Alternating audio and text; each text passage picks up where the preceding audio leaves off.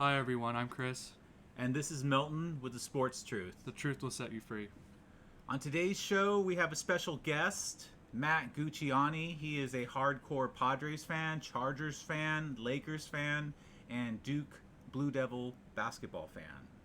So, welcome to the show, Matt. Welcome. Thank you. All right. The Gooch is in the house. The Gooch is in the house, exactly, his nickname.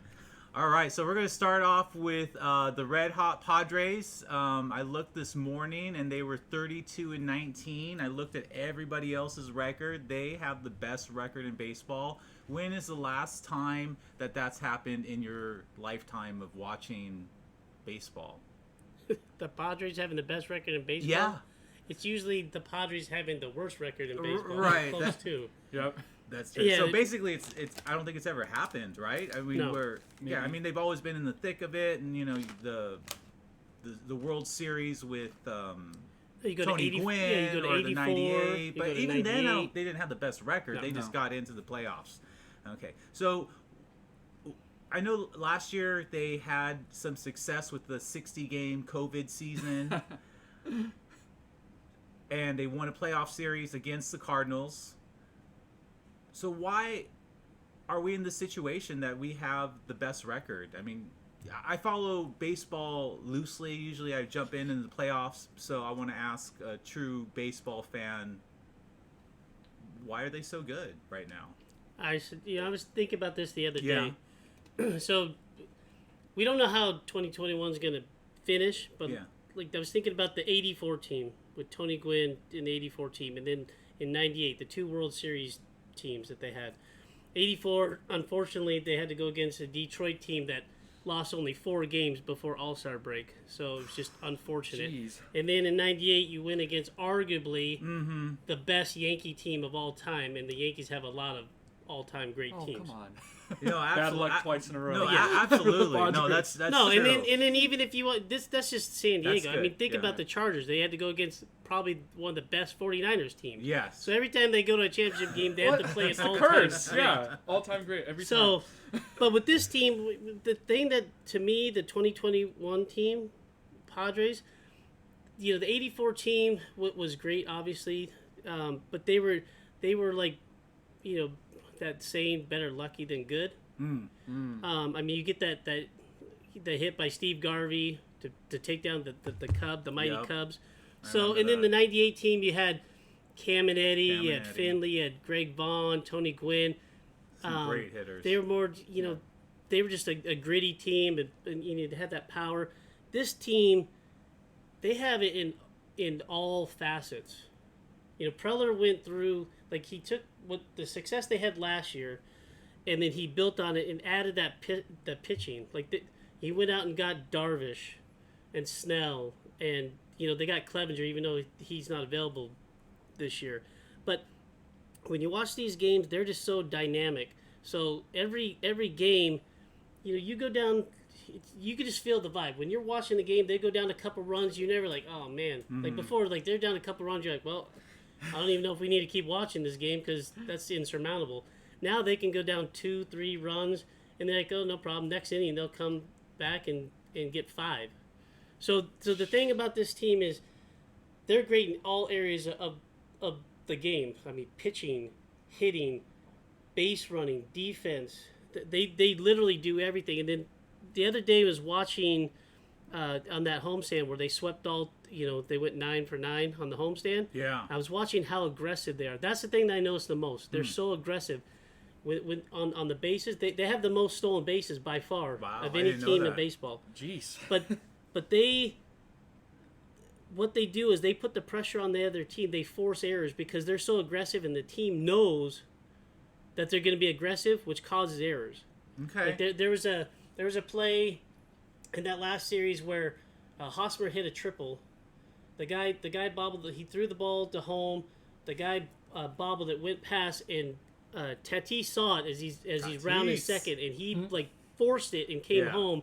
And the guy had to hurry the throw. Tatis comes in, slides, kicks the ball away, knocks the guy's glove off. I mean, it's those kind of things that make the other teams make mistakes, and that's the difference from like what I see so far from the 84 team and the 98 team is they are just nonstop, relentless in all facets of the game. So basically, what's been done to us all these years, we're doing to other people. 100%. Okay. Oh, that's refreshing. Do you have any idea?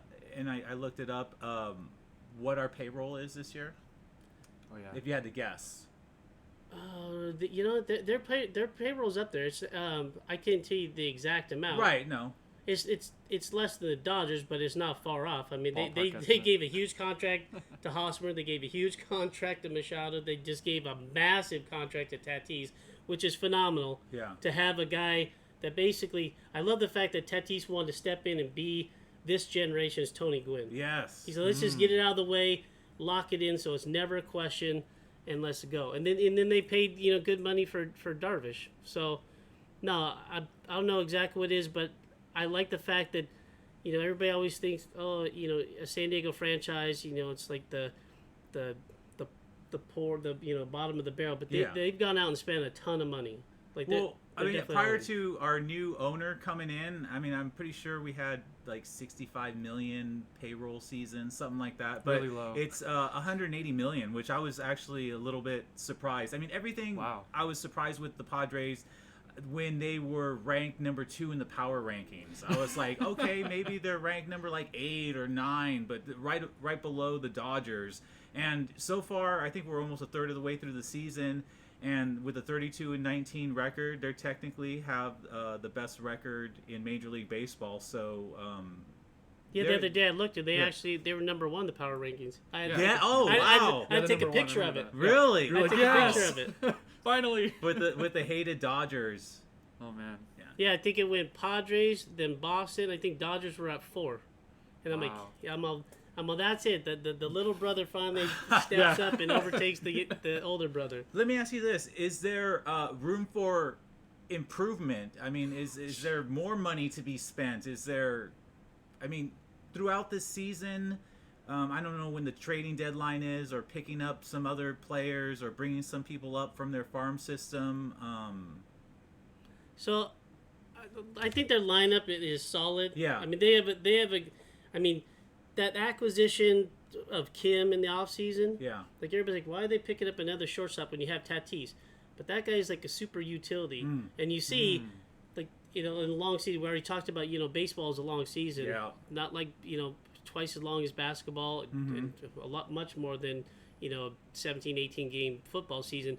So people need days off. You see, Tatis already been out for a little bit of time. Machado's been out for a little bit of time.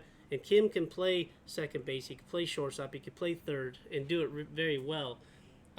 Does it worry you about Tatis, because he seems to have sort of these reoccurring injuries, and some Padre fans I talk to are like, oh, they spent too much money when this guy's, has That's just him being aggressive. You want to stop that. He's fine. Like he had that shoulder injury and it looked like he might be down for a while, and look how fast he was back. Yeah. So find some wood quick. Yeah. You know what? It's funny because I was like, I was in like sort of a panic mode when Tatis got hurt, and then some Padre fans were like, no, we're good, we're loaded, but to me it seems like Tatis, like you said, he just sort of brings that energy and that leadership, and he just brings so much to the table, some things that you can't even quantify. Well, you agree watch, with man. that, or- He's got that it factor. He's got the swagger. So everything he does, just even the average fan, or not even just the casual fan, is being drawn in. I mean, he's the face of baseball right now. So you hear the announcer say it, man. Everything he does is cool. He slides into base and takes his hat off and flips his hair back, and it's all looks like it's in slow motion. It's just everything he does is like cool. Absolutely, I'm a huge Tatis fan. He does bring that energy. So when it's all said and done, I mean, last year the Padres beat the Cardinals, who they had never beaten, and then they gave everything they had against the Dodgers, but obviously the Dodgers were the stronger team because we were missing pitching last year, right? Which in the offseason, we ended up picking up a couple of pitchers that you mentioned. Yep. So realistically, and take your homerness away from me, okay? All right? Which I know you're pretty good at that. Realistically, what can the Padres do this season? So might I add that the Yeah. Padres just swept the Cardinals also. Oh yeah. What? So God. which is awesome. Keep that Because going. they were always such a thorn in our side. Yes. But to yeah.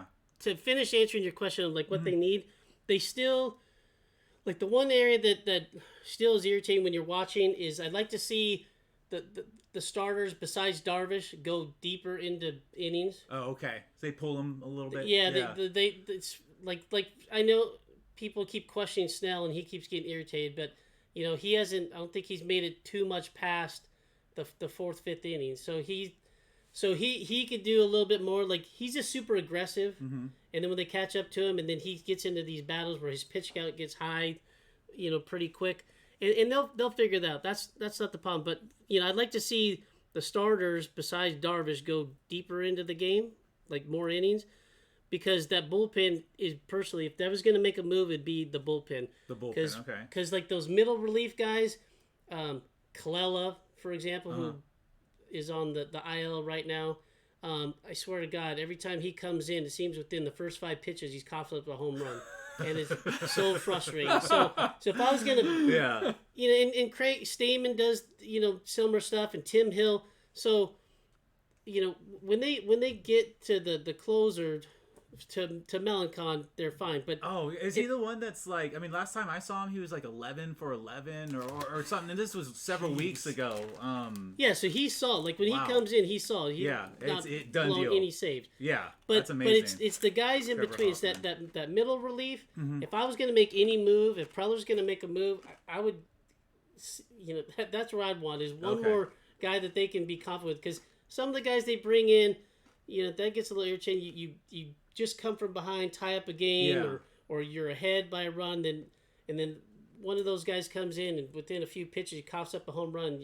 Now it's tied again, or you're chasing, and that kills your momentum. So that would be the one area that I would say that they for them to go forward. But as far as like long term, what do I see? If they can just sustain this momentum that they have, that's the thing is just being consistent and keeping that momentum.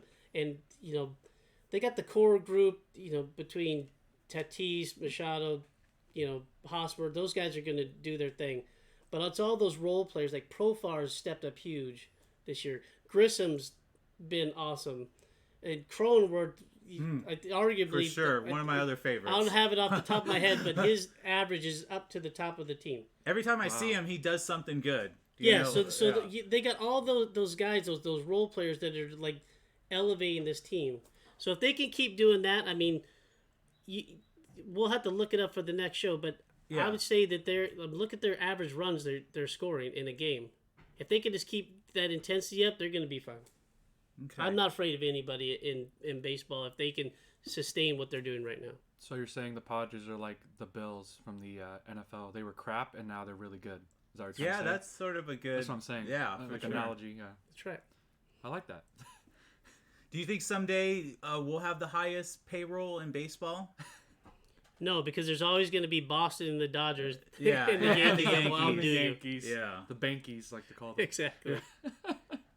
But San Diego was long overdue. Yes. Like, listen, I'm not one of those guys. I don't need to be like Dallas or one of these teams. The 49. I don't need to be one of those teams that has to have this massive dynasty. Yeah. I just want to win once. Just one. So you just want to be the Cubs. World Series. Yeah. After all those years, win one. Just give us one. Yeah. And just then hopefully we turn into from the Cubs to the Red Sox where they won that one, and then how many have they won? Like 3 or 4? I think it's 3. 3. Okay. 3 after, yeah. Yeah. But the cool thing about it, I mean, it's just, you know, I've gone to several games already this year. I just took my daughter last week to that 16-1 beating of Seattle. God. What? And you sure this is the Padres? You're used to losing. Yeah. So I mean, just the electricity, you know, downtown. It's Is epic. Petco Park, and you've probably maybe been to some other baseball field. From baseball aficionados that I talk to, they always talk highly about Petco Park. Yeah.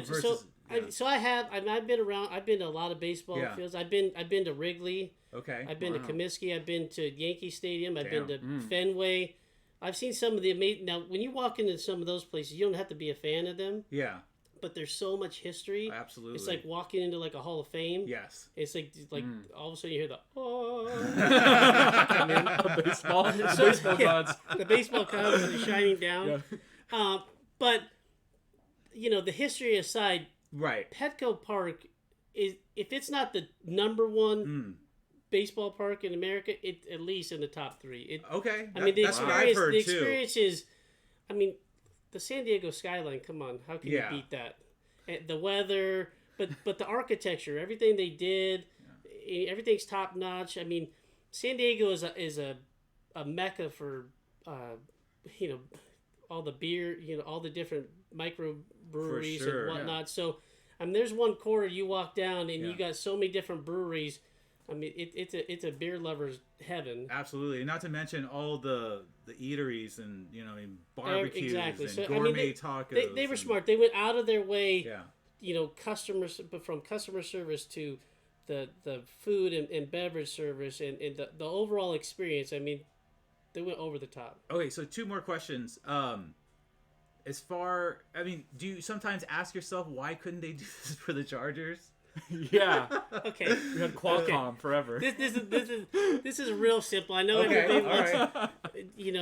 I'm gonna Fox Mulder this right now. The truth is definitely out there. I love it. Great, good job. I'm gonna explain this right now. This is very simple.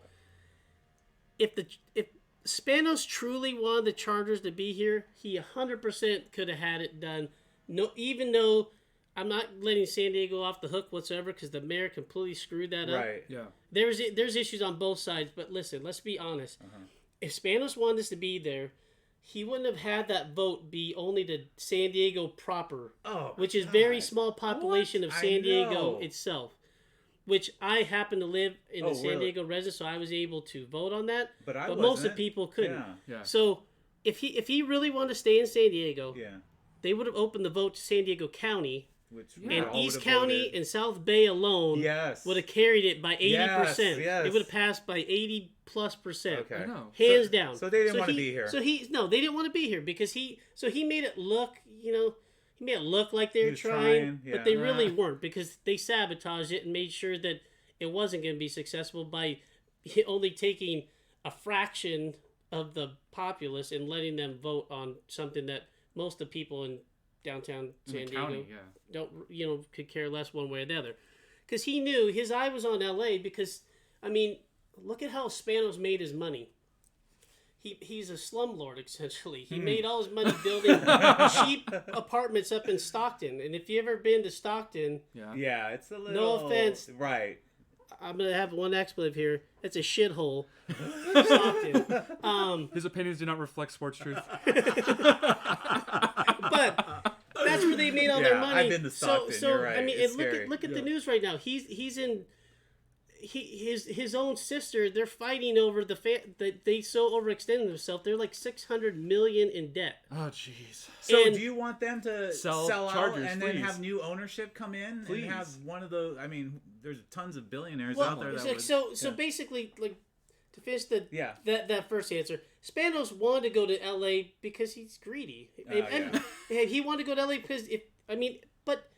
Make no mistake, if I own the team, any of us, if we own the team, if somebody said, hey, look, if you move 2 hours north and your team literally doubles in value, I don't know one business owner that's not going to do that. Okay. I don't care what your ethics are or whatever. Okay. Yeah. If you can, by doing nothing but moving, you're going to increase your value double, everybody's going to do that. So anybody that wants to complain about the Chargers leaving, and complain about the money, they're lying to themselves because they would all do the same They're thing. a business. For sure, yeah. It's hard to But that pass being up said, on if the $1 Chargers billion. do go for sale, Bezos. Okay, I know you want to own a team. Amazon. Buy the Chargers. Amazon Chargers. Yes. Oh my god. Yellow. I'm going to SoFi. I don't see Bezos being what is it? Because basically the Chargers are renters of SoFi, the Rams, right? Because the Rams own SoFi, and then the Chargers are essentially the Clippers to the Lakers. Right. That's a good way. Of However, putting it. I'm going to go do a tour of SoFi, an in-depth tour of SoFi tomorrow. That's awesome. That stadium looks about that. literally amazing. Yeah. I'm totally stoked to be in the best stadium there is out there. But if Bezos buys them, he could make a stadium on the moon. He could do a floating stadium under the Coronado Bridge if he wanted. He could pretty much do whatever he wants. Yeah, Bezos is pretty amazing. On his own. Well, you know what? Since we're starting to talk about the Chargers and we left the Padres behind, that's a perfect segue. Yes, thank you. So you have tickets. You believe so much in the Chargers season that you went and bought tickets to SoFi, right? Wow. Yes, I did. I did go buy season tickets. So, after I've been following the Chargers since the Fouts, the Eric Coryell, Dan Fouts late era. 70s, early 80s. For a long time from the 70s. And so I've Me been too. I remember I've been those through days. the ups and downs and whatnot. But the one thing we've been very fortunate. I mean, you had Fouts. Had a little rough period in between. Then they got Humphreys. Humphreys was he did what he could. He did everything. He overachieved. maxed out. He overachieved. Yes, and he took him to the Super Bowl. Yes. Then they had a little rough patch for Mitt, but then they went to Breeze. They got Breeze and LT. Yeah. I mean, think about it. Think about some of these teams. They were fortunate. They went from Breeze to Rivers to Herbert. Yeah, that's pretty good. You could be the Bears. Yeah. Oh God. You could be Sorry, Cleveland. Yeah. You could be some of these teams that search forever to find that franchise quarterback. These guys have hit gold. I mean, from what we know so far with Herbert, I mean, having the Rookie of the Year, I'll take it. He's well on his way. So Herbert's just dynamic. I mean, watching him play last year. Were you surprised a little bit because going into it, I knew Joe Burrow, I knew Tua because I had seen him play. And I'd maybe watched a couple games with Justin Herbert, but I was thinking I don't know. So here's the thing with Herbert. Yeah. Like Herbert's offense at Oregon, was not tailor made to his strengths. Interesting. At all. They didn't utilize any of his talents. Okay. I mean, he could. The great thing about him, he's very mobile. Like for his, he's pretty mobile. Yeah, he's super fast for being a big dude. He's a big dude, but he's fast. So now when you see him in the NFL and you're used to Rivers. He looks like Michael Vick fast. Rivers. Yeah. Has no mobility. And you know what? I think every quarterback that's being picked for the future has to have some type of dual threat. And I wouldn't call Justin Herbert a dual threat, but just to have that mobility. I mean, even someone like Montana was able to buy a couple extra yards and get that pass off or get that first down. So that's sort of what Herbert can do. 100%. Yeah. So you're saying he's an improviser?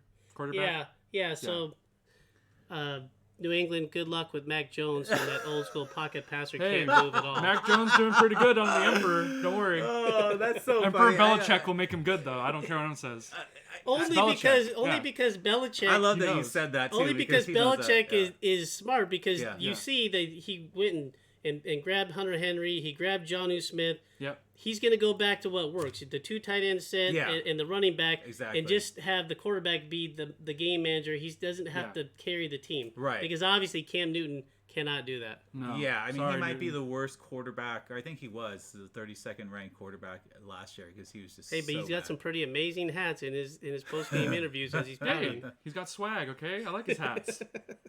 No, there was weeks and months where the sports media had me convinced that the 49ers, for whatever reason, jumped from 12 to 3 and we're going to take Mac Jones and give it up first. I mean, I told you torture, otherwise. Okay? I mean, I lost years of my life. I called you, though. I told you. Yeah, I know. It was a smokescreen. So, I told you. Well, okay, honestly, I was hoping for the Chargers' sake that did happen, just because I wanted 6 quarterbacks to go in the first 10. Yeah. So that one of those offensive linemen would follow the Chargers. And you That's did. true. I mean, And he did anyway. He did, The stars aligned and Slater came to the Chargers. And, huge. And that's the thing. As awesome as Herbert was last year with that rookie, having a rookie of the year season. Yeah. Any Charger fan knows the bane of the Chargers has been the offensive line forever. Except 2006.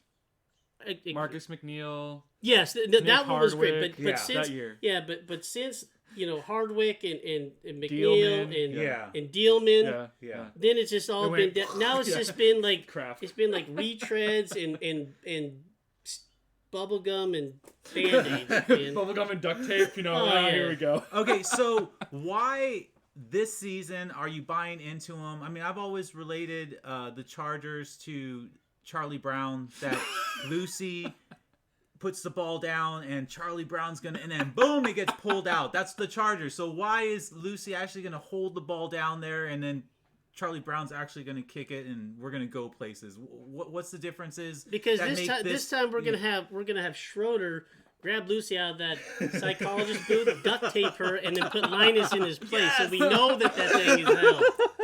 That's a great answer, because Lucy is never gonna do that. No, because Lucy's never gonna do that. Yeah, she's just gonna have to be like put aside, and Linus gonna have to fill it. Okay, that makes sense. Good answer. So here's the thing. Like, the great thing is you got Herbert on a rookie contract. Yes, you see that the success that Casey's had with Mahomes on a rookie contract. You see what Seattle did with Russell Wilson on a rookie contract. That's when you got to, like, when you catch lightning in a bottle, essentially, you got to maximize that and take advantage. Now, you see Telesco in the offseason has gone all out on revamping the offensive line just to protect Herbert. And it just makes me laugh thinking about that draft, how the Bengals passed on Penei Sewell to take Jamar Chase, which Jamar Chase is phenomenal, but your quarterback guy's his leg ripped off. Yeah. And then you still don't do anything about that. Which, thank you for doing that, because again, that just kept pushing those guys down, and we were able to get Slater. That's true. So getting Corey Linsley in free agency, which is the best center in the league. Getting Matt Feller from Pittsburgh, and then that Ode Abuche from Detroit, which is a serviceable, like, journeyman guy. If you look at his numbers, his numbers actually were a lot better than most people think. And then you add Slater, who he's gonna have some growing pains, like any rookie, but to have like that guy, I mean, he could play any part of the line. So to have a guy that could plug in anywhere, but to finally have somebody in that left tackle position instead of that hole that they've had for so long, I mean, that's going to be huge, not just for Herbert to give him more time for that cannon arm to find people downfield, but they're going to emphasize the run game too. So, that's going to make Eckler that much more dangerous. You mentioned the run game. I mean, do the Chargers even have a running game? I think they're running back short of. Okay, so I was on NFL radio yesterday talking about that exact thing. Okay. So, Austin. How convenient. So Austin Eckler. Here's the deal with Austin Eckler. With Joe Lombardi coming in as the offensive coordinator, they're literally going to take that offense and it's going to mirror the Saints offense. Yes. Sprinkled in with that old school 49ers offense. Yes. So it's going to be like a hybrid of that. Yeah. So Eckler is going to play that Alvin Kamara role. Ooh. I'm not saying that Eckler is Alvin Kamara. Right. But Eckler, for an undrafted free agent, he's phenomenal. Okay. If he can stay healthy. But he's gonna do that Kamara role in the offense, which is dangerous. Now, Joshua Kelly, his rookie season was up and down. Justin Jackson, he's been battling injuries. So, I mean, Justin Jackson, if he can stay healthy, is decent. And then Larry Roundtree, who they drafted, that guy at college, he had the most yards for his school. But I think he comes in and he's going to be like a special team stud. Okay. So I don't know how much I think when he fills in spots, he'll do great running back. But primarily Roundtree is going to be special teams. So I was looking at people that are out there right now, and everybody keeps talking about Julio Jones. You look at Twitter timeline, Chargers like they got to figure out a way to trade for Julio Jones. That would just make it epic. But how do you feel about that? Here you. I mean, Julio is. I mean, at 33, the only thing that worries me, he's 33 years old. Yeah. That being said, if we just give up draft compensation, I'll do it all day long. But you're not giving up players. But like, I know a lot of people want to ship Mike Williams out because he hasn't, in their mind, lived up to the 7th pick in the draft expectations, and a lot of people think he's over being overpaid this year. Yeah. But Mike Williams is 8 years younger than Julio Jones. Yeah. So I have a hard time giving up somebody. If he was in the trade, if it was like him and some draft picks, I'd have a hard time giving up somebody that's 8 years younger. Right. But if they can get Julio, what I would do if I was Telesco, I mean, you see the rumors out there. There's multiple people made trade offers, and one team offered a first. If I was gonna make a trade offer, I would do it on performance based. Okay. So hey, if Julio does this, I'm giving you a third. If he does that, I'm giving you a second. If he does this as Pro Bowl, and then we'll give you a first. That's fine, because the way I feel about the Chargers, their first round picks are going to be in the later part of the first round anyway. Because supposedly. So because here's the thing with the Chargers. You know, like you said, Lucy constantly keeps pulling that football away, and that football is injuries. Yeah. And the Chargers have the talent. Just for one time, there was an interview. I heard an interview yesterday with Derwin James, and he is chomping at the bit to get back. I just want to see 1 year that defense with Bosa and Derwin James play an entire season, and not have guys miss extended amount of time, because I think that can be, especially Brandon Staley. I love this coach. This is the best hire. I am so happy about this hire. Because the guy is smart, he's intelligent, he's efficient, he does his analytics, but it's not over-the-top analytics. Like, he also uses common sense.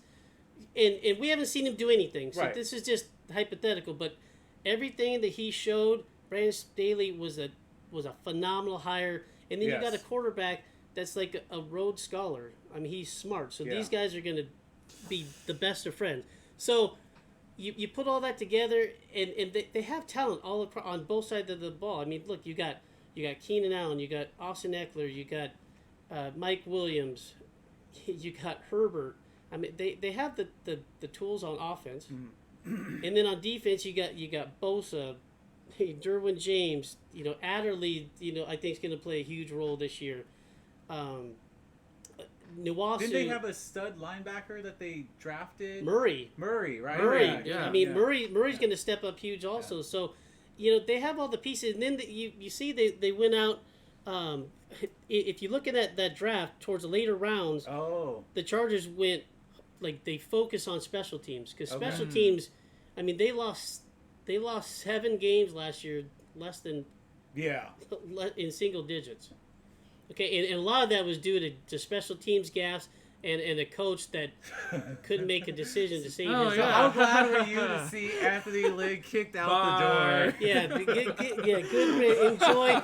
Thank you for going to Detroit, and thank you for taking Penei Sewell that you knew that most Charger fans wanted to reunite him with Herbert, and then you took him just out of spite. Right. Anthony Lynn. Hey, look, Anthony Lynn. Like, he's a great guy. Yeah, he's a nice guy. Like, I'd like to have a cigar with him and barbecue, but I don't want him calling plays for me, and I don't want him managing my team. I know. I said to Chris the other day that I didn't want him being the coach of my daughter's AYSO soccer team. Because, like, in the end, he would just blow it. Because this is how that would go. Like, you'd be down in crunch time, and it'd be like, pull the goalie. No, not the goalie. No, we're switching the goalie. No. Pull the goalie. No, you're in. You're out. You're in. You're out. Exactly. And the refs, everybody's looking, go, what is this guy doing? Exactly. Hey, we're just going to give him a PK. Well, sorry, you weren't ready. You didn't have enough people on the I've field. always said that some people are amazing offensive or defensive coordinators. That's where they belong. But when you jump up to a coach, I mean, it's just a whole other ball game, So, yeah, there's so much more to manage. So much. Yeah, exactly. That is one of the reasons why I'm buying and I'm all in on the Chargers.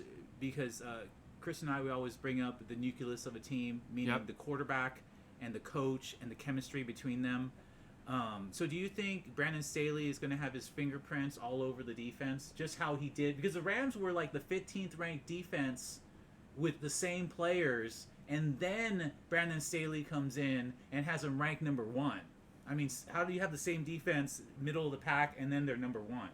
Yeah, exactly. I think schematically it's going to be phenomenal. You watch, Derwin James, knock on wood, stays healthy for a full season. Just watch how he's going to be. He's going to like elevate. He's going to be utilized all over the place. Yeah, I mean, like, he's going to be that Jalen Ramsey type difference maker everywhere. Yes, that's a good. I like that. They're saying they're similar, like how the Rams had Aaron Donald and. Jalen Ramsey, and Jalen then Ramsey. have Now we have Bosa, and okay. Yeah, exactly. So build now, around even though Donald plays on the inside, you got Bosa, and then like you brought up Murray. I mean, Murray's going to play a huge part in this. Nuwasa, I think, will do good. One thing I wouldn't mind them doing, though, I still think they need another guy on the. They let Ingram go for the time being. I know Ingram's still sitting out there. Yeah. I know he didn't have the greatest season last year, but you need that second guy to take the pressure off of Bosa so he can release him to do the things he can do. Is Rump that answer? Your boy from Duke, right? Yes, they did. Rump, they did. I've heard good bring stuff Chris about Rump. him. Yeah. So I mean, Chris Rump, for him to come in as a 4th round pick, I think eventually he's going to be that Leonard Floyd type player from the Rams. Yep. Wow. That's a good one. Because they have a similar play style. Yes. Now, granted, Leonard Floyd was a 1st round pick. Chris Rump was a 4th round pick. He's not going to come in, most likely in his first year and do Leonard Floyd type things, or what Leonard Floyd was supposed to do when he originally got picked, and it took him till he was under Staley to completely blossom. I think that he will elevate his game fast, and he could mold into that player because they're very similar. But if it was me, if I was Telesco, I'd still be calling Ingram and saying, "Hey, man, I know you're still sitting out there. Let's work out some team-friendly deal, and let's have you come back." What's his face from the Washington that just went to the Eagles? Kerrigan? Yes, Adam I would have Kerrigan? loved to take Ryan Kerrigan. Would have been. He would. He would have been the perfect one to come in as the vet, and then he would have been solid. So Kerrigan would have been solid, but obviously that's not going to happen. The other guy that I would look at too for the Chargers, just to give him some more of that veteran presence, is Malik Hooker. Oh yeah, you were mentioning him. From the Malik Colts. Hooker. I would have him come in to solidify that secondary. Yeah. I know he's battled injuries, but he's only 25 years old. Right.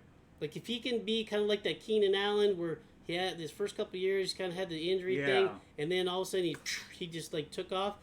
I could see Malik Hooker doing that, and he's been out there long enough now that, again, that's a guy that you could get probably on the cheap.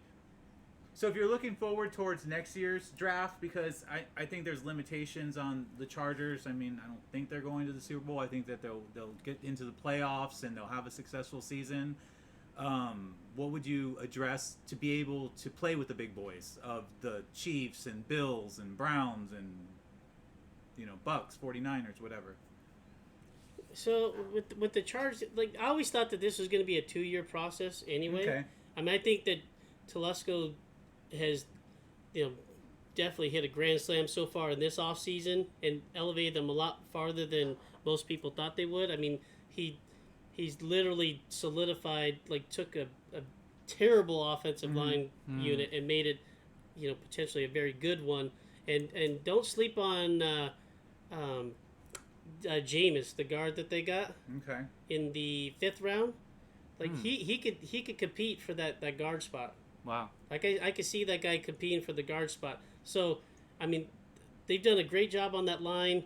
Next year I would still be, you don't know how long the right tackle is going to be there for. He's getting more towards the end than he is. So you constantly have to be filling up, addressing the offensive line. I think they need to address the defensive line.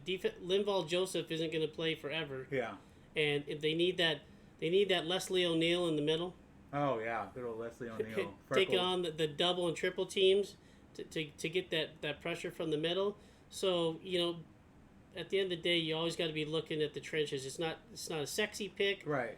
Whatsoever, but the Super Bowl winning teams, the winning and losing is in the trenches. I mean, look at Tampa Bay. They took down the mighty Chiefs. Yeah. Why? Because they put constant pressure on Mahomes. Yeah, you know who I want back so they need to do that. They need a couple more.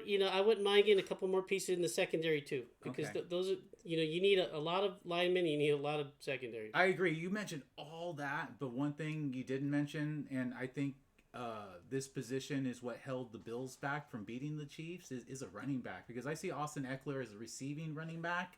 But just someone to pound, you got the lead. Okay, let's grind this out. So when we kind of went off on a tangent when we brought up Julio Jones. So what I was talking about yesterday on the NFL radio, I'm like, hey, and I don't know if he signed. I know he was at Detroit yesterday doing physicals and whatnot.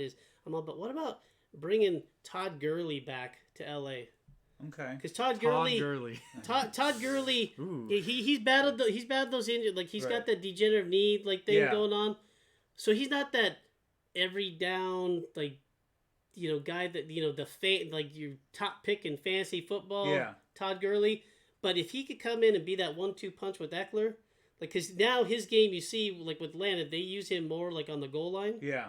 That's what you need, a guy that's got experience. You're not relying on Joshua Kelly, Justin Jackson, or Larry Roundtree. You got Todd Gurley when you get down there in the red zone, who's a weapon. I mean, he could catch out of the backfield also, but he can also put his shoulder down and fight. So, to me, I wouldn't mind, bringing a Gurley. I mean, who knows? He could be like Jamal Lewis. When Jamal Lewis, they said he was washed up in Baltimore. Yeah.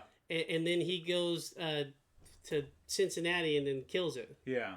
For a year. I mean, you never know. So, again, some of these guys that are still free agents now you're it's like going to the 99-cent store. You can get these guys on the cheap. Wow. Well, that's the thing with drafting a running back. I mean, you can get them in the second and third round when normally they would be going in the first round. I was so excited when I was looking and I was like, who got Trey Sermon? I would sure love it if he fell on the 49ers, and I look and there he was with the 49ers, and I was like, yes. Because he was sort of that engine of the Ohio State Buckeyes and just a pounder. But, okay, so we're going to move on to, one last question before we move on to the schedule. You're going to pick the winners. The big question for the season, who's going to drive up there and who's driving back? So when we were at you already know my wife. She's gonna be like, listen, I'm gonna get up and I'm gonna drive us there. Yeah. And I'll be damned if you're not driving home.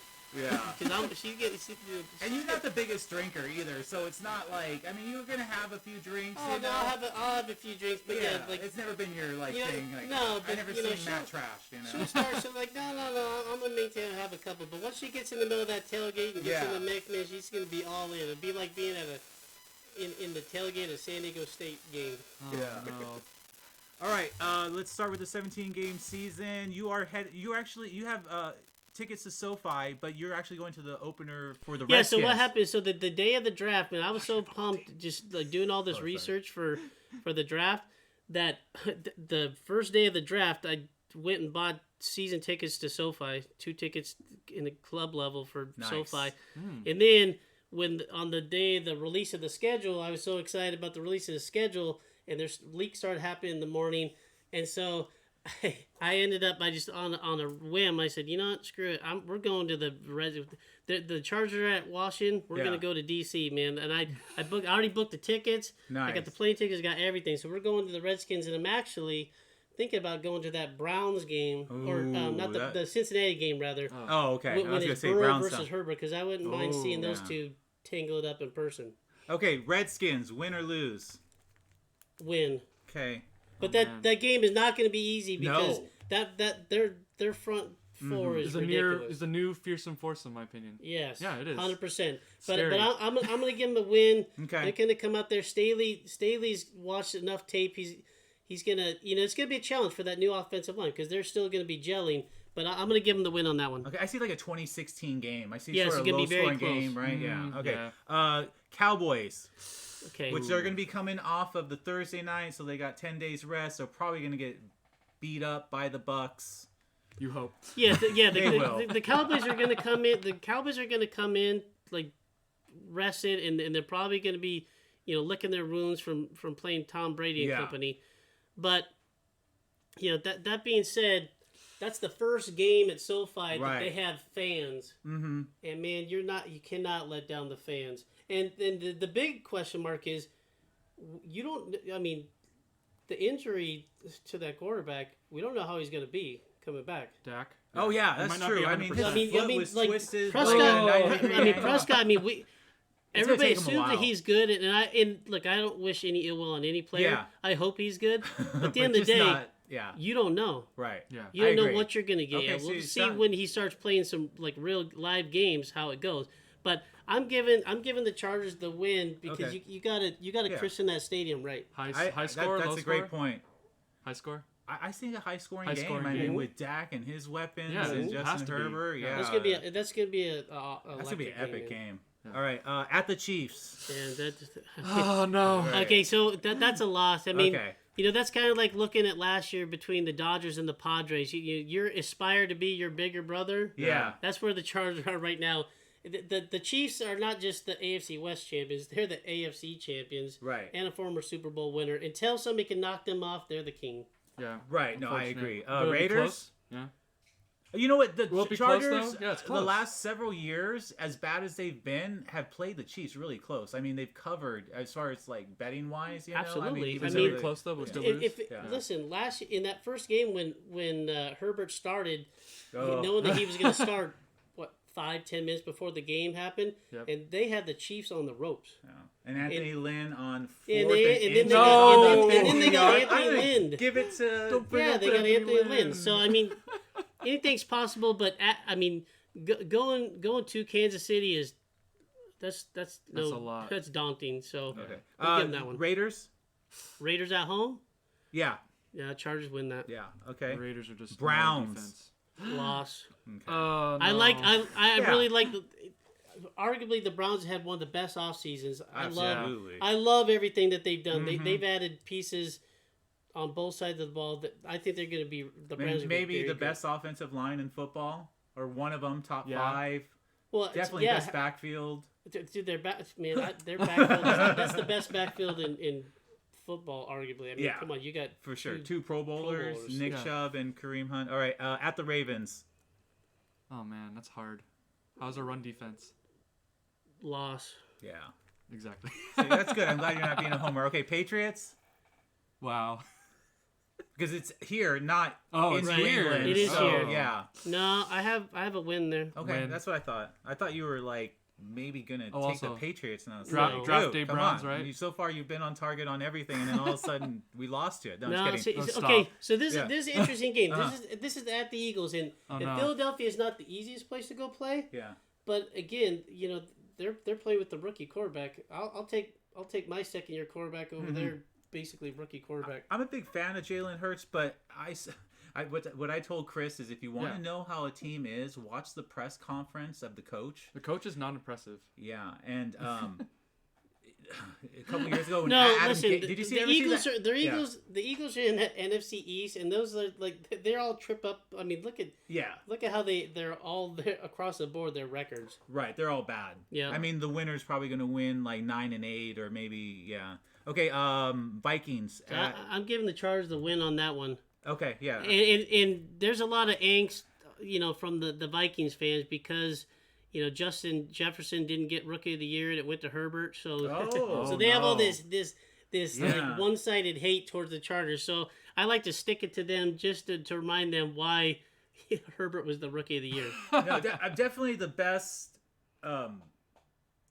rookie season for a quarterback ever that I've seen, because I mean usually you don't play as a rookie, and then if you do, I mean there's only been a couple times. I want to say Andrew Luck was 11-5 in his season, and then Ben Roethlisberger went off and won Roethlisberger. You always say Berg. I know it's too long of a name. Steelers at home. Oh look, I mean at SoFi. I'm gonna give them the loss on that one. That's a primetime game. Okay. Oh no. I'd love them to take out the Steelers. I know Big Ben is getting towards the end of it. Yeah. That's honestly that's a toss-up game. I'm gonna give them that. I'm gonna give the Steelers that game, but I won't be shocked if the Chargers can win that game. Really? Okay. At the Broncos. Loss. Oh. What? Wow. And I'll tell you why. Okay, I'll tell you why. All right. Okay. Most likely that's gonna be Teddy Bridgewater at quarterback. It's not going to be Drew Lock. I agree. They should find a way to trade him immediately. but look at their secondary is arguably the best secondary in all of lockdown corners. I mean, you got corners. Patrick You got Kyle the safeties. Fuller, you got Okay, their secondary is phenomenal. So that's going to be a very tough game to play. I mean, the Broncos are going to be a tough out. It's always tough playing in Denver for Mile sure. high. Okay, I understand that. I think I understand that one more than I do the Steelers game, but. Well, I'm just like the Steelers one. Honestly, for me, that one is more of a coin flip. Right. I mean, if they won, you wouldn't be shocked. Okay, at the Bengals, Win. Okay. Rude. Wow, that was yeah. Like I went on national radio and said I'm probably gonna fly to that game. Okay. But listen, like I said, the Bengals took Jamar Chase, who he could potentially have a Hall of Fame career. Right. We don't know. He's a baller. But in that game, two things are going to happen. One, Herbert is going to show everybody why he was the Rookie of the Year. Yeah. Not that Joe Burrow should have been the first defense, pick. Right, on the Bengals. Yeah. Yes. I mean, they're still. Yes, yeah. but the fact that Burrow is going to be looking up at the ceiling of that stadium as he's getting sacked countless times. Yeah. Because they didn't address that offensive line. Chargers win that game. Okay. Giants. Win. Okay. Loss. Until they can prove they could beat the Chiefs, man, I'm giving them the... Wow, we got swept by the Chiefs? Man, that sucks. Yeah, it's not the end of the world, though. I mean, they are who they are. Yeah. Texans? Win. If you said loss, I was about to leave. Right, be like, dude, you need to leave this podcast. To leave the premises. Okay? I need to take away your sports card. Yeah. Okay, Broncos at SoFi. Oh, my God, really? Hey, dude, it's two corners against Herbert, who's only a second-year quarterback. Come on. It is. It's getting... I don't know. Man. I'm going to get... Okay, my thought on that, because I don't want to be a homer. Yeah. Now, my opinion of Staley is if he loses one, he's going to go to the lab and figure it out the second time. That's true. Right. But we haven't seen him do it yet. Yeah. That's what we all assume that he can do. Right. So until he proves he could do that, I'm going to give them the loss on that one. But again, that's another one when I won't be shocked if he figures out a scheme to win those. Like when he especially in our division. Yeah. Even with the Chiefs. What I think Staley can do is I think that like whatever happens in the first game, he can correct the errors that they had in the first game and come back and dominate in the second game. But until we see him do that, I can't give him. He's got to earn it first before I'm going to give it to him. And with the Raiders, that's at Allegiant Stadium. Huh? Oh yeah, no, it's at SoFi. So you okay? Oh, I'm sorry, I must have messed up somewhere. That's okay. Yeah. Okay. Whoops. I mean, you're gonna bump the Chargers out of the playoffs if you. No, I would give them. That's definitely at Allegiant. Okay, so it's in Vegas. Yeah. But my thinking is on the Broncos and Raiders, this is the end of the season. Are they playing for anything? And the Chargers are playing to get into the playoffs. So that's why I'm thinking these last couple games, besides their loss. And I think that was hard. They're going to take the Raiders. Okay. Let's add this up. I think you barely didn't get into the playoffs. 4, 5, 6, 7. No, you know what? You said 10-7, right? I did. And then we said 11-6. Yeah. So, and I think, listen. Yeah. So if I had to go back, just off the top of my head, I say 10-7. Yeah. Do I think that they can go 11-6 or 12-5? 100%. Yeah, for sure. But they have to. I mean, they got a lot of. You got to remember with the Chargers, they have a brand new coaching staff. Yes. Yeah. They have a brand new offensive line that's got to work out the kinks and gel. I mean, do we think all that stuff's going to happen? Like, we hope that all that stuff happens, but they still have to go out and actually do it. So, do I think it's plausible to go 10-7? Sure. Do I think that they could go 12-5? Absolutely. Is 10-7 enough to get into the playoffs? I haven't looked at the schedule enough to see. That's 9-7. Where everybody else is. Let's pick all the teams from the AFC that are going to the Super Bowl. Okay, so we got the Chiefs. Right? Okay, the Ravens, Bills, the Browns, Ravens. Who else is there? I don't think the Ravens are going to the Super Bowl. That's just my opinion. I told you last week. So no, but I mean just the playoffs. Oh, teams, playoffs. Because there's 7 AFC teams. So we got Bills, Chiefs. We got Browns, Ravens. Who wins the AFC South? Titans or Colts? You're the one who said the Jaguars. I did say the Jags. I'm gonna say the Colts. Okay. I don't care. You got doesn't matter. Yeah, Colts are. Okay. I just want to see if the Chargers have a chance to get in. There's just going to be one team from the AFC South, though, right? Right. So what you need, remember that epic run that the Steelers had. Yeah. To start the season, like Oh, when they were number down 3, and then 1-0. they Yeah. just fell on their face. Right. Oof. So we just need the Steelers to do that again Okay. and take their spot. So yeah, there's that spot or two for the Chargers. And then really like with the Broncos' success, Uh-huh. that's all going to come down to because they're a great team. And they're just missing a Their quarterback. Achilles heel is the quarterback. Right. Oh. So Bridgewater could come in and actually solidify that, or at least be a game manager. Yeah. Maybe does, maybe doesn't. But who knows? For all we know, at the start of the season, you could have Rodgers as the quarterback. No, For the Broncos? that would change the Broncos. whole thing. Oh, why yeah. would you do that? Why would you do that to oh me? Oh my god. Yeah, it would be it would be Peyton Manning part 2. Exactly. Yeah. I mean, Oh. I 100% don't want that to Electric happen. boogaloo. Of course not. and I think they'll in Green Bay. I think they'll figure that out with I Rodgers. think so too. I mean, it's going to be You hope so, because imagine Mahomes, Herbert, and Rodgers in the same division. That's right. I do heck want no. it to be a little chaotic though. You're talking about what we do for next year. I do want it to be a little chaotic in Green Bay and make it kind of messy. Yeah. Because I know that Slayer and Devonta Adams are best friends, and his contract's up next year. Oh, yeah, in the yeah. offseason. So I would Devontae- love to have Imagine Devonta Devontae Adams. and the Chargers. So when you ask me about Julio Jones, do I want Julio Jones? Sure, Julio Jones can help. Yeah. But if I wait a Oh year my and I can get God. Devonta Adams instead, thank you. Yeah, I put Devontae because we always talk about different football questions, and Yeah. like for me, Devontae Adams is the best wide receiver in the league. I mean, he can get the deep ball, he can go across the middle, he can catch in between defenders. I mean, I don't really see a weakness in his No, so game. just Nope. think Yeah. about that. You got Yeah, Herbert. that would be amazing. Herbert under center, and Yeah. he looks up, and you see Devonta Adams, Yeah. Keenan Allen, Yeah. Mike Williams, Eckler in the backfield, and everybody's sleeping too. I mean, look at the Chargers tight end. Oh, is it Jared Cook? Yeah, Okay. Oh, but yeah. but He's look been at Jared Cook's serviceable. numbers over the last couple of years. Yeah, he's explosive. He's at the very top. yeah. Really? I mean, wow. yeah. I mean, He offensive plays on for his some good offensive offenses production. too. Chargers are loaded. Again. All right, now we're going to go to our one of our favorite parts of the show, 5 random questions. I'll ask you, and then you can answer, and then I'll Gooch, give yeah. you whether it's right or wrong. Oh, uh-huh. Okay, Leo. All right, first question. What's your favorite ride at Disneyland? My favorite ride at Yeah. Disneyland? Unequivocally Space Mountain. Okay, that's the right answer. That's good. Thank you. That's one of the right answers. Uh-huh. Okay. And for you? How about you? No, I'm kind of partial. I like Big Thunder Railroad, man. Okay. Big Thunder Good Railroad's choice, kinda too. Cool. Yeah, absolutely. All right.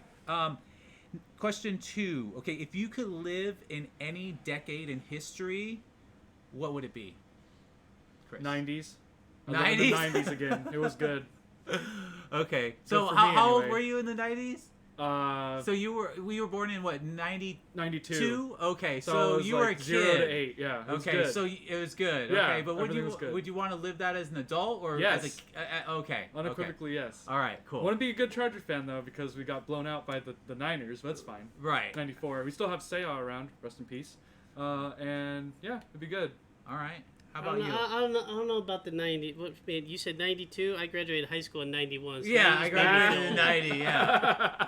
But I mean, Any decade. for Milton and I being children of the 70s, I Yeah. mean, we got to grow up in the most Epic. epic time ever. I mean, Yes. the 80s Yes. are the best. Absolutely. Hands down. Really? Yes. My youngest Sports, will tell you the same thing. movies, Listen, yeah. my youngest, who is soon to be 14, his favorite decade is the 80s. He's an old Absolutely. soul. Yeah. But Oh, so many sure. awesome things happen in the 80s. Like, you have the best comedy, Yeah. you have the best movies, Movies, yeah. sports. Sports is I mean, epic. look, listen, okay, Yeah. all I have to say, Yeah. and here's another segue, Boston Lakers, Yeah. epic Series. series Yeah. throughout the 80s. You had Magic Johnson, you Wow. had Joe Montana, you had Wayne Yeah, Gretzky. then you have the rising of Michael Jordan. Yeah. Yeah. I mean, come on, the 80s I haven't hands lived down. through it, so 80s hands down. I answered what I lived through, so. I would probably, just because I lived through the 80s, That's right. I'm going to go 1920s. It sounds like a fun time, Yeah, a good time for you to be, thrown in jail because you're not white. Well, all right. Went through the Great Depression. Yeah. No, I mean, I wouldn't want the Great Depression. That's when I would want to, come back. Come back. Yeah, 1929, October, whenever it is, then I'm like, okay, I'm done. Nice nitpicking. But the flapper girls and the drinking and the speakeasies and, it's okay. Babe Just Ruth. Be gunned down. It's fine. So you're going to be like Jean-Claude Van Damme. You're just going to be time cop. Yeah. Just go back there and flirt with it a little bit. And Right. But yeah, 80s is a good 80s, answer. all right. Yeah, I'll have to for sure. look that Yeah, up. 80s is. Yeah. I mean, people don't realize what they're missing. Okay. What's one way of dying that you hope you could avoid? Drowning. Drowning. Drowning's the worst. Gotta be. You don't die for 5 minutes. You're just suffering, and then you die. You pass out. But what if you like jump off a cliff and then like Jaws got you, so not only are you getting eaten and drowned at the same time? Wouldn't that be worse? Yeah, but at least some sustenance. For Okay, something.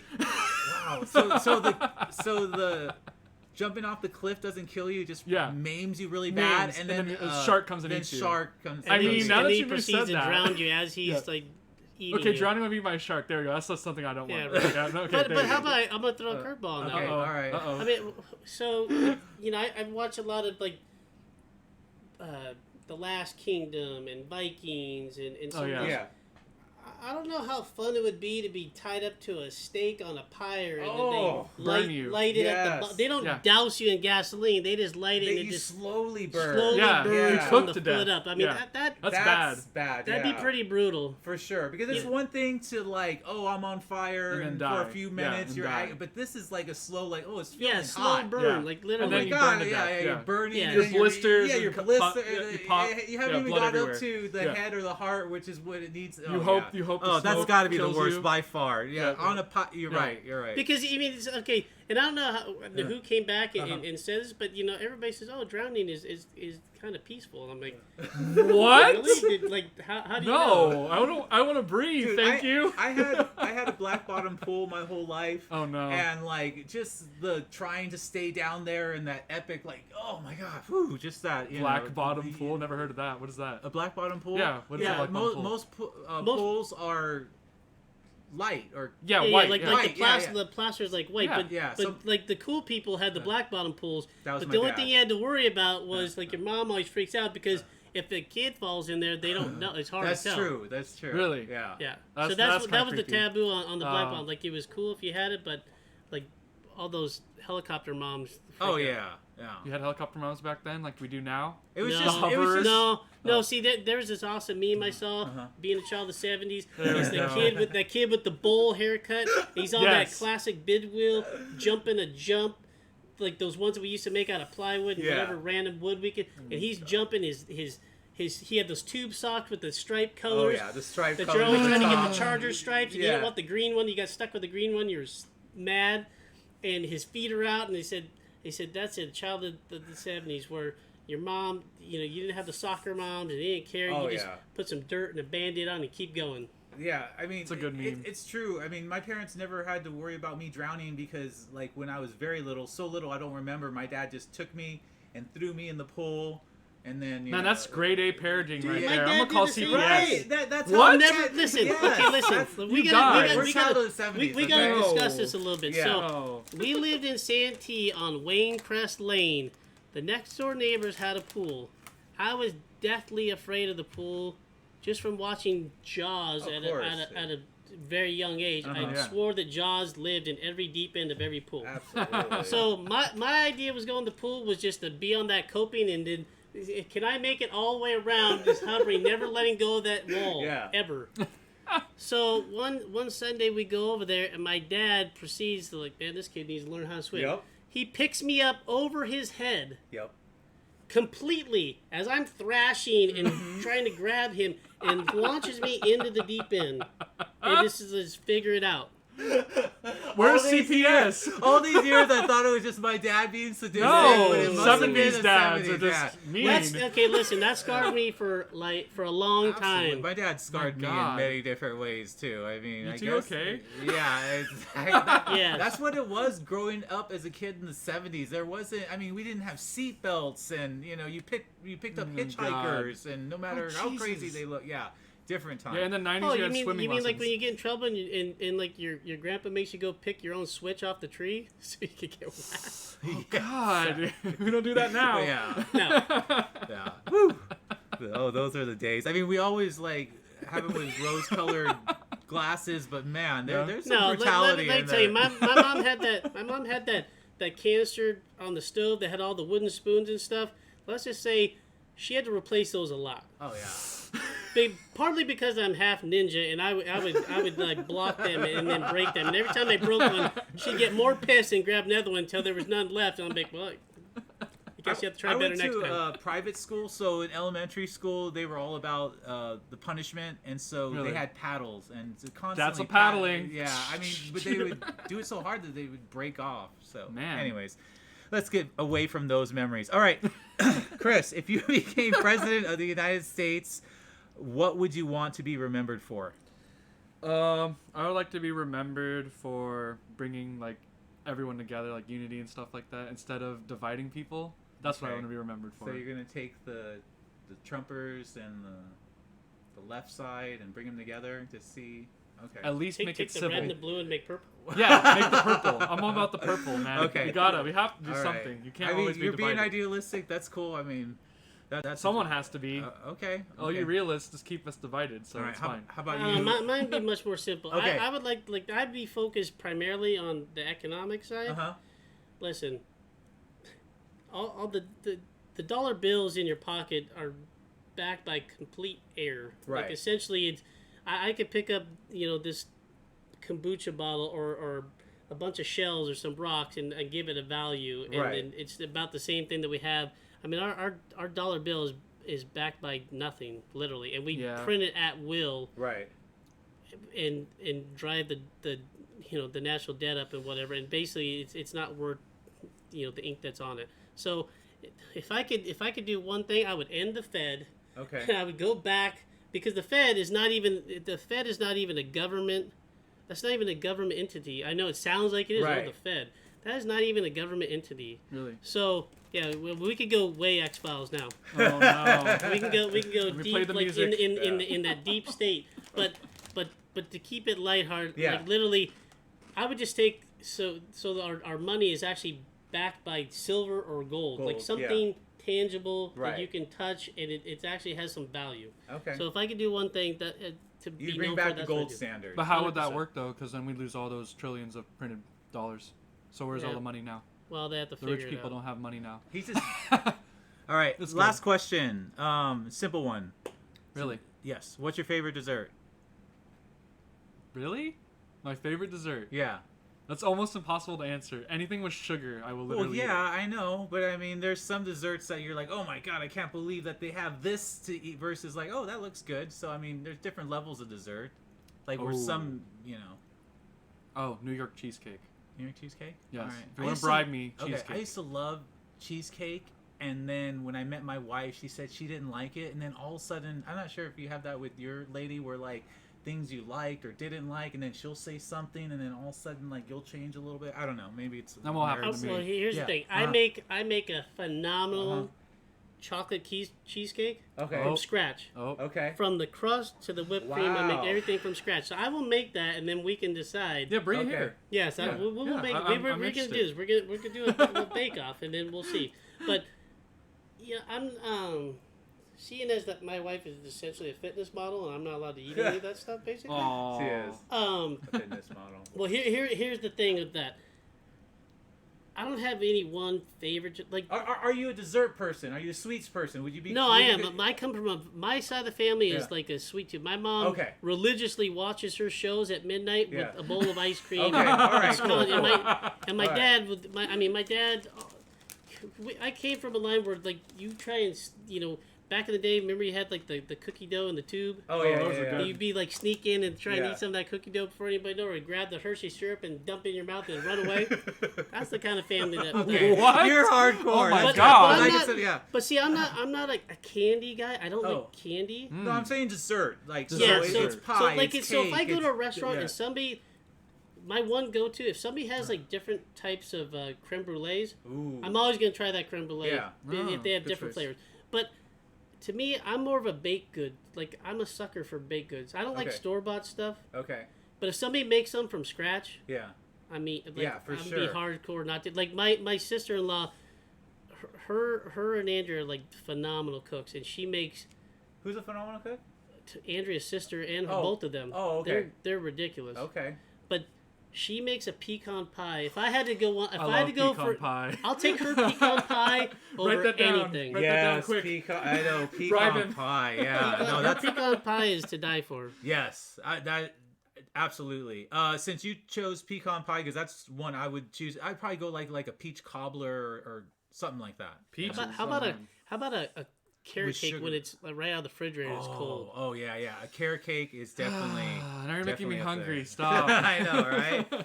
All right, 5 random questions done. All right, we're gonna finish off, or we're gonna move on. Are we to... gonna Tebow? Tebowing? Come on, quick. No, Everybody not- on the sideline. No, man, we gotta go. prick. Well, we Tebowing. we're in football. We can go to Tebow right Yeah. now. Yeah, Before Tebow. we... Okay, we'll go to Tebow, and then we'll go to the NBA and talk the playoffs and the Yeah. Lakers. Okay, so every show that I've watched, it's hating on Tim Tebow, How? like this guy sucks, or I can't believe after all these years he's coming back and he's playing tight end and he's taking the position of somebody else. I think that's what Stephen A. Smith was like.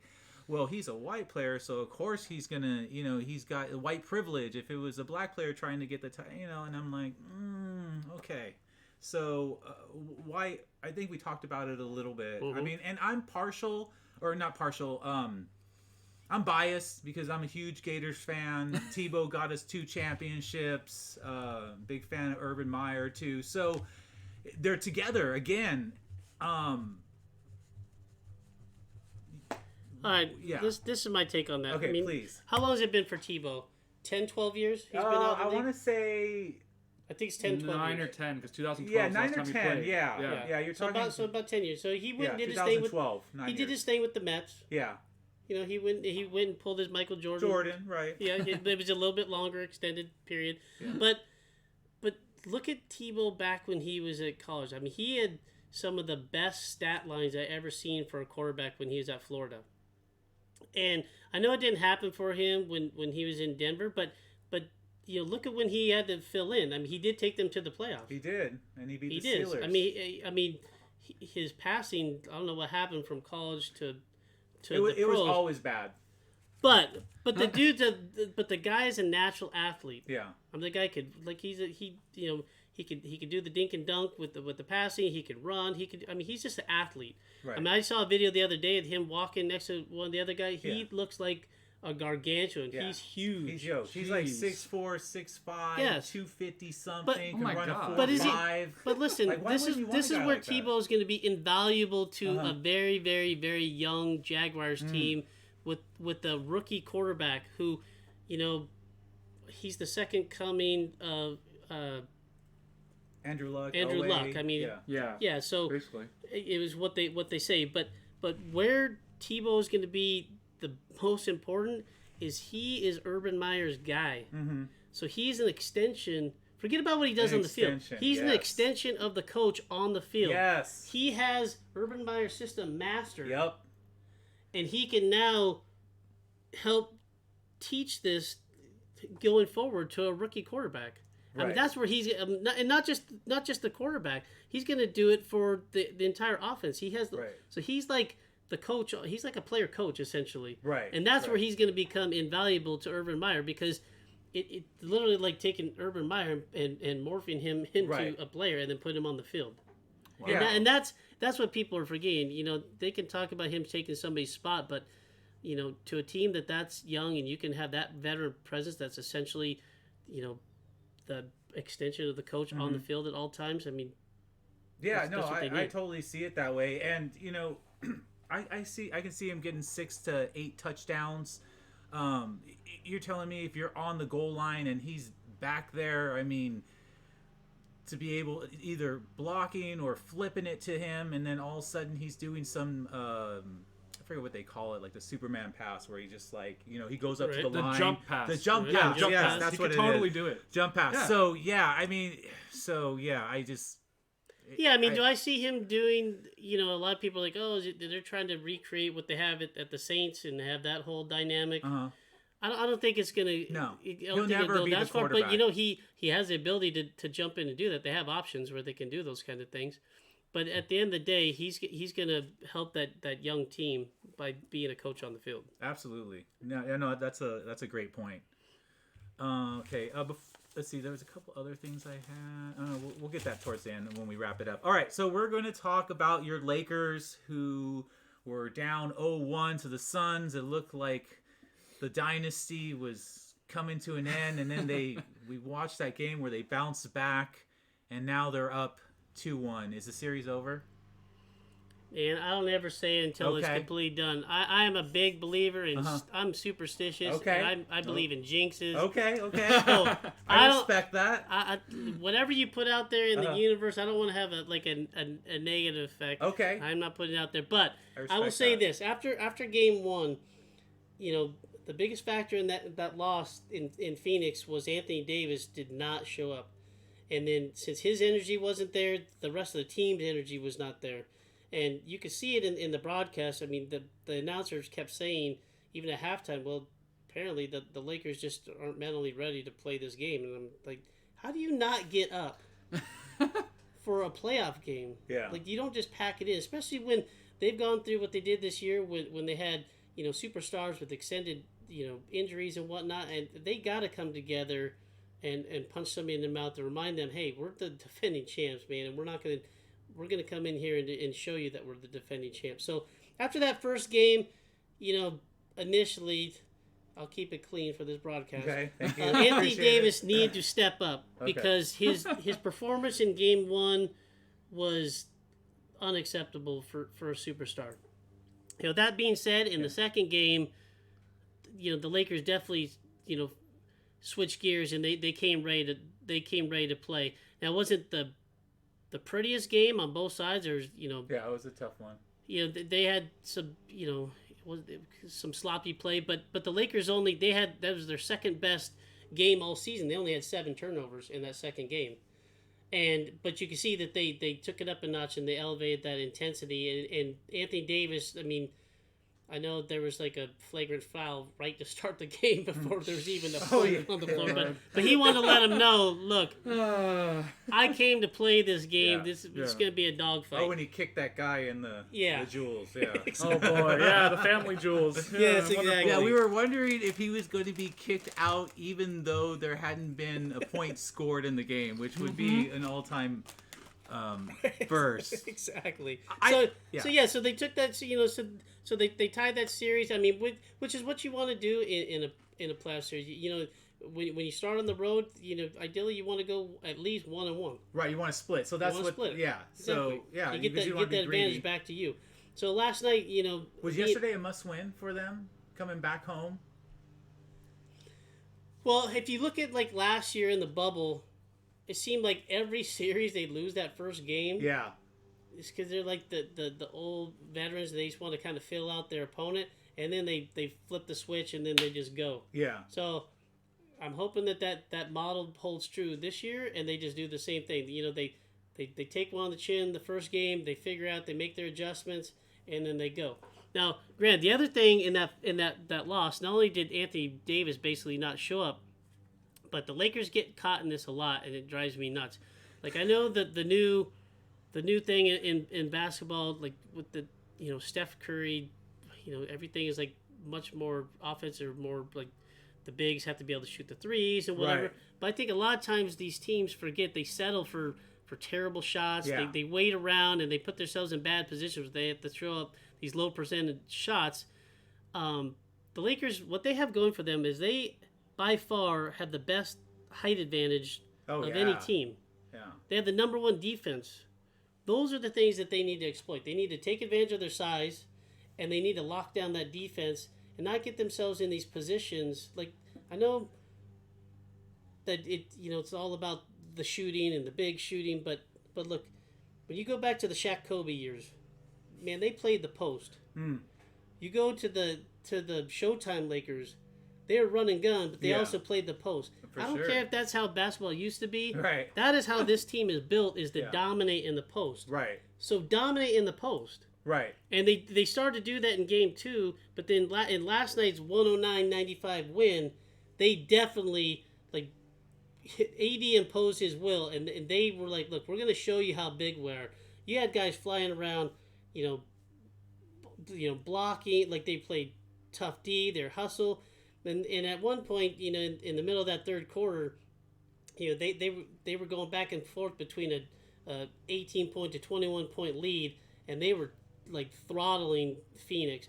And then they got into like this 4.5 minute stretch where, they started like, they were imposing their will, so they started like doing stuff for the showboating for the fans and basically like taunting Phoenix by doing LeBron made Jay Crowder look silly, and he did like his series of like crazy dribbles and then pullback jumper and which was fun. I mean, it's exciting. The fans loved it, but in that stretch, they screw around a little bit too much for what I would personally like. Yeah. And they allowed Payne to come down 3 times in a row and basically hit 3. He scored 9 points in like less than a minute with these wide open threes. And then the next thing you know, that 21-point lead is 8 because they're screwing around. And we talked about this earlier. It reminded me a lot in the Rose Bowl when in the national championship game when USC was sticking it to Texas. Yeah. In the first half, and then they started like doing laterals and like screwing around, and Vince Young got pissed, and they came back in the second half and throttled them and ended up winning that game. So as it got down to 8, I'm like, okay, I was very happy when we were at 21. I would like that to grow to like 25 or 30 because the way I am, I want to break them down and destroy their will so they don't. That's it. You're in their head. So now that series is over. So the fact that they started screwing around and let them come back, now they did turn back up the intensity. They ended up, winning by 14, which could have been 16. They gave up a last-second bucket. You wanted them to go Milwaukee Bucks on the Heat where they destroyed them by 30 or 40 points, and then the next game, it was over. Yes, 100%. Yeah. I don't think you should play around with teams. Like, you just impose your will, and you punch them in the mouth, and you make them go home. Right. Is there anybody in the West that you don't want to play or you think would be a bad matchup for the Lakers? Because I see them getting past the Suns. I'm not talking for you, but like my when I did the predictions on the first round of the playoffs, my thing was that the Suns were too young. You can't go from sucking to being the second seed to winning the championship or going to the finals. Like I mentioned before, Jordan had to go through the Pistons and lose. He had to pay his dues. So the Suns got to pay their dues. I think I texted you that this morning. So if the Lakers get past the Suns, then it's a lot of wood knocking going on. It's fine. Do you see anybody in the West that? Well, I mean, I understand what you're saying about the Suns. Like you could see they were getting in their head last night. You see, Crowder got kicked out of the game. I mean, there was guys getting ejected in the game because they were letting they let the Lakers get in their head. Yeah. So if they're in their head, they just need to stay in their head and just be done with this series. Sure. Moving on, I mean, it's going to end up being if they move on, it's going to be Denver or Portland. And, I mean, they played Portland last year. Portland can be very gritty. I mean, Stoudemire is legit. Yeah. They might steal a game from them, but might in steal the course a game, of a 7-game series. The same thing with because Portland has the worst defense in the NBA. They just let they let everybody score. So really, the way I look is I don't worry about the opponent. I'm not afraid to play any. Okay. I'm not afraid to play any opponent. It comes down to the Lakers' desire to put that hardcore effort every single night. That's what gets them. Yeah. Like we know that they can play. They have the best defense. but they got to put that into. I need them all to be like Caruso all the time, where it's just all out max effort every single game, like how Kobe was. Like you go back to like the Kobe years. Yeah. Kobe never screwed around. Right. Kobe was just all business, Black Mamba. For sure. Every single game. Yep. Whereas Shaq would be like, "Hey man, I know I'm dominant, but I'm not doing stuff on my time. I'm gonna do it." Well, he dealt with the whole missing free throws and sending them to the free throw line, so that was his. But those teams were like, they didn't want to. I mean, look at it. They had series where they won the championship and only lost one game the whole playoffs. Yeah. They were They definitely took one of it the most serious. dominant NBA teams, and to win I mean, there's no question in my mind if Shaq and Kobe could just got over their differences, their egos. Yeah, they could have been like a Bulls dynasty where they won couple three-peats easily. Yeah, I mean, wow. People forget if let me put it this way: Yeah. if Shaq had Kobe's work ethic, Shaq would probably be the best player of all time. Yeah, for sure. No, that's you heard it here first on Sports Truth. Yeah, exactly. That is the truth. But so going forward in these playoffs, whether it's Portland, Denver, Utah, whoever Mavericks. wins between the Flippers and Dallas, as long as the Lakers handle business and they do what's best and focus on that defense, which creates the transitions and all that stuff. They could play whoever. Okay. Who do you see them matching up with coming out of the East? I mean, there's essentially three teams. You got the Bucks with Giannis, you got the Sixers with Doc Rivers and Embiid, and then you have the Nets with their trio of Harden, Kyrie Irving, and Kevin Durant, which is So I'm constantly rooting for the Nets to just fall on their face because James Harden is my least favorite player in the entire NBA. I agree. I cannot. It's painful when the Lakers do have to play Houston or when he was on Houston or the Nets, and I have to watch him. I'm pissed off that I have to watch a game having to endure Harden being able to take a shot and jump 5 feet forward, but then that's a foul. Like or he's when my he kicks least out his leg, like it's the worst. fouled I me. can't like having to watch a game. So if they'll fall on their face before they make it to the finals, or even if it ended up being a Lakers Nets finals, I'd love to just grind it into Harden's face, and then everybody I'm sure will be excited to see Kyrie and LeBron. That's right. I didn't even think about that. Two former teammates. Wow. Yes. No. That's what it needs to be. It needs to be the Lakers and the Nets for the NBA to get their ratings, for everybody to enjoy the game. I mean, Kevin Durant, the best player in basketball, probably. Kyrie Irving, LeBron thing, and then your heart. Yeah, that's a good one. That's Man. what I hope it is. Wow. That's a good one. And then the one thing that's intriguing, you go to the 76ers, then you got Joel Embiid if he stays healthy. I mean, then you got like a big that can at least compete with the other bigs. So that's an interesting dynamic. And then you had Danny Green coming back against his former team. Oh, Danny Green's on where? Remind me. He's on the 76ers. On the 76ers, yeah. And the last time when they played early in the season, Danny Green, who it seemed like most of the year couldn't hit a bucket, although when I watched Wesley Matthews play, I would take Danny Green back in a second. Danny Green's money. Danny Green was money every time he played the Lakers because he's like, man, you get rid of me and I'm going to show you. Yeah, he was like a Robert Horry light.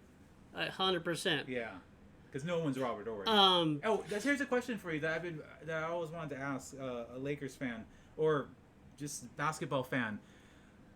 Does Robert Horry deserve to be in the Hall of Fame? Yeah, Robert Horry. Yeah, well, you look at some of the people that are in the Hall of Fame. I think basketball has the least requirements to get into the Hall of Fame. Yeah. Where it seems like football is much more difficult. And baseball. And baseball, you have to hit the certain milestones. Yeah. But you know what?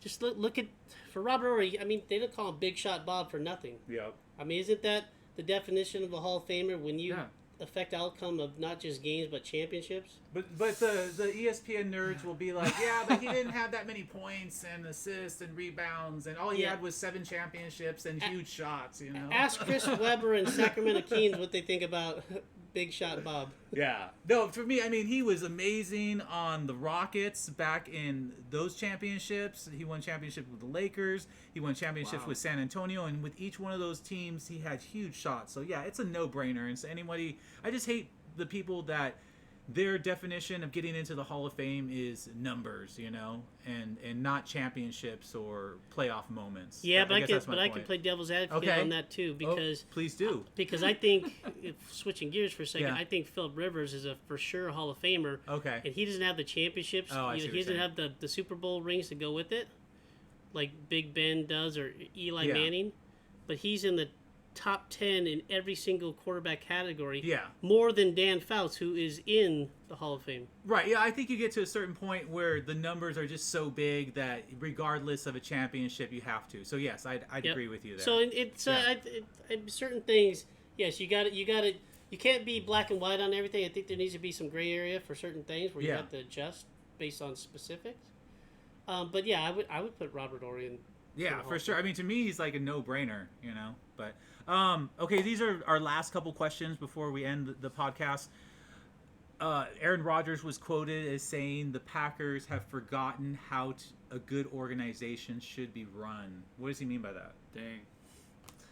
Well, first of all, let's just go to the ownership. They're owned by the fans. They're owned by the fans. Yeah. So who's really pulling the strings?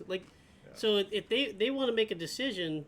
Yeah. They have to go to like a board of direct. I mean, it's not like when you have Jerry Jones or Robert Kraft or Shad Khan, where they can go to the owner and say, "Hey, we're either gonna do this or this," and then if he needs to step in, he'd be like, "Yeah, for my organization that I pay for, we're gonna do this." Yeah, this is totally different because this is a unique situation where they have like thousands of owners.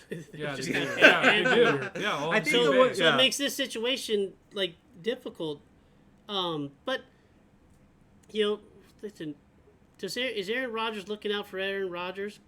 Yeah, probably. But does he have a legitimate gripe? I mean, look at all he asked for is like, man, I just want a couple weapons. Yeah, just give me. I mean, they get that second wide receiver in the wide receiver rich class that happened last year. I think they beat the Bucs. I mean, that game was super close. Yeah, so I mean, and then they beat the Chiefs because the Chiefs had no offensive line to protect. But then again, if you want to look at the flip side, I mean, Tom Brady for years. I mean, what receivers did they have except for Randy Moss? Outside of Randy Moss, that's true. I mean, he did it with like, journeyman guys. Yeah, but I mean, you had Belichick behind. But you had Belichick, and like we already talked about, they're more that tight end running back than it was a wide receiver like air attack, like the traditional air attack. So you think he plays this year with? I mean, I think at the end of the day, just for this 1 year, Rodgers just feels. I think there's a couple things. He's not saying, but it's 100% about money. Oh, he's like, look, man, I'm the MVP. Yeah. Like, you need to pay me. Yeah. And also, I just want to be in the loop on some stuff. Right. Like, if you're going to take Jordan Love. Yeah. You think at least you could, like, call me? Yeah. I mean. A little rude. I mean, look, in Chicago took Justin Fields, right? Yeah. They called Andy Dalton, who hasn't even played one snap for them, and just gave him a heads up. Cool. Yeah, what? No, I heard that. They didn't even call Rodgers? Oh, because they knew there's a transition there, so they knew that they needed to, okay, we're probably going to start him, and then as the season goes on. But I think, I mean, and Rodgers come out and said that he loves Jordan Love. Oh, okay. He has no issues with Jordan Love whatsoever. Because it's not his fault. He just hates the GM. Right. And he just wants that respect. Like, look, if you're going to do something, I'm the MVP of the league. You can't, like, just fill me in on what's going on, or can I have some input? Kind of like, look at Deshaun Watson. He's in the same. That's the next question. Go ahead. He's in the same situation. Deshaun Watson, he wants to be involved in some of those decisions. Like, if you're the franchise quarterback, and I think Aaron Rodgers, I mean, he's earned that right to at least have some input. Yeah, and Deshaun Watson was on his way to having that same right. Yeah, he wanted to know who the coach was and the GM and certain players coming in. Exactly. When you're a franchise guy, you want to have that, but So does Deshaun Watson have a season? Because we talked about this in the court case, and I mean, Well, so from what I see, Yeah. like it looks like his deposition is getting pushed to 2022. yeah, So it's not going to affect his season. okay, As far as like having to go to court and whatnot, I think that. but he's not going to play for them, obviously. So I think at the end of the day, he plays an NFL season. Uh-huh. Most likely the NFL is going to like slap him with probably a 6-game suspension, right, and then he gets through that suspension, and then they play, and then in the off season the court thing plays itself out. how pays- crazy would this be? And this would be a long shot, but Deshaun Watson and Aaron Rodgers going to your AFC West, where one's playing on the Raiders and one's playing on the Broncos. So you have Patrick Mahomes, Justin Herbert, Aaron Rodgers, sorry, And Deshaun and Watson. oh my god, AFC West That would would- look AFC West crazy. would be the best division. I mean, the because- AFC West is already well on its way to being one of the top conferences. yeah, But hey, Or I'd say bring it divisions, on. I mean, iron sharpens iron. yeah. Iron sharpens iron. Yep. Yeah, that's for sure. I think we pretty much covered everything. Yeah. Before we wrap it up, I'd like to say anything Yeah. to our viewers. Man, hey, it was listeners? it was honored to get the call up. I'm always available. Look, you guys need the Gooch will be there. All right, that sounds good. There's a lot of good stuff. Yeah, felt like one of our better podcasts for Definitely. sure. Yeah. Any last words, buddy? No last words. Earlier in the week, I had no idea what we were going to talk about because it felt like we had already done everything, I know. and the season hasn't even started. So this was a nice, I don't know. In between. Yeah, exactly. All right. Well, thank you. And have a good day.